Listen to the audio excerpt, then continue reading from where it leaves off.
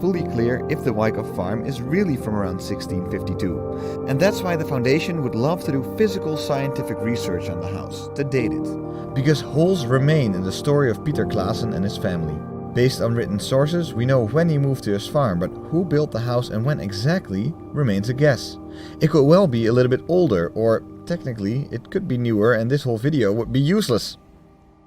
But it is important because, primary sources, documents can say that there was a cottage on this property in a certain time, but they're not going to say that it was this particular cottage. We don't really know because an earlier house could have burned down. And they could have rebuilt on that exact location. Wouldn't that matter for you, though? Yeah, I think so. I think it would be a huge disappointment to lots of people, just because this is such a novelty in New York. But I do think it's important for future generations to establish that now.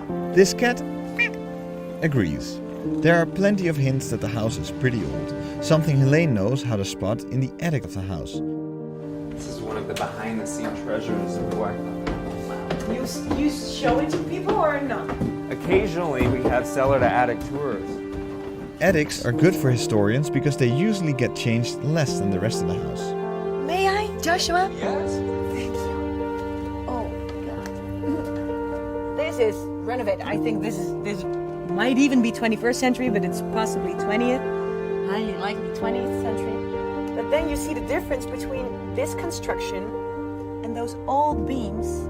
That's here, like for instance here, those are much older. And here, there's also wooden, that's a wooden mill. Well, there's a reason why they were made of wood, because they didn't have other materials. So that's also an indication to date it. Nee, ja, maar dit is fantastisch. Kijk nou toch.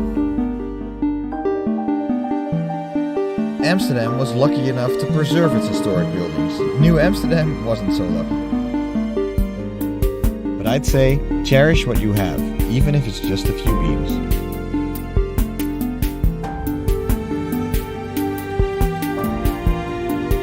If you'd like to know more about this forgotten part of American history, please subscribe and check out these other videos about the Dutch roots of America.